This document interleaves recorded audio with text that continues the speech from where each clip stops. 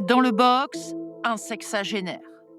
L'homme est jugé pour financement du terrorisme et association de malfaiteurs terroristes. Nous sommes à la 16e chambre du tribunal correctionnel de Paris.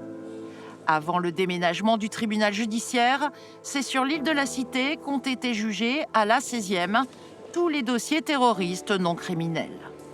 Depuis 2012, une grande part des affaires jugées ici sont liées au terrorisme djihadiste. Léa Dordy a défendu une quinzaine de prévenus.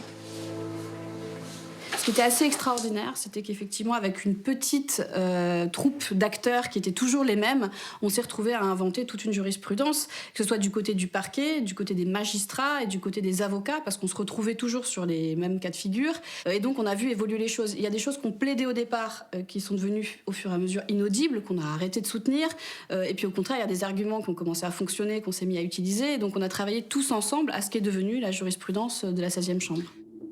Les dossiers jugés par la 16e chambre ont évolué au fil de l'actualité.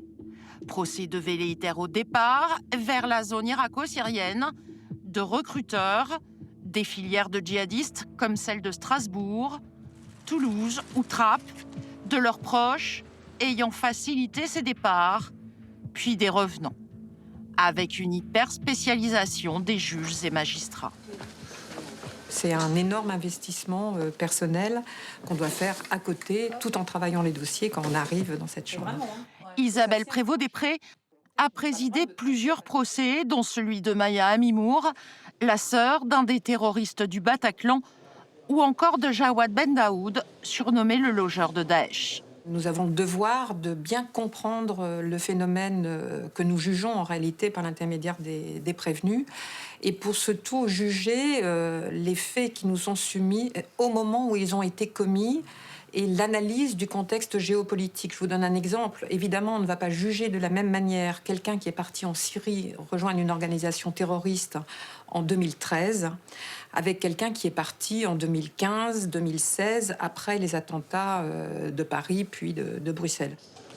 Enseignant-chercheur, Antoine Mégis s'est assis sur les bancs du tribunal pendant 10 ans pour observer comment la justice française s'est construite face au terrorisme djihadiste.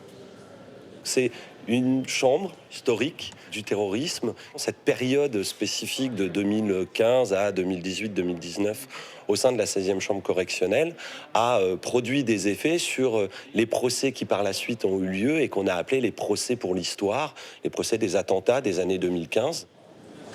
En 2022, la 16e chambre du tribunal correctionnel de Paris avait jugé 1 millier d'affaires concernant le terrorisme djihadiste. La juridiction statue désormais de plus en plus sur des dossiers relatifs à l'ultra-droite.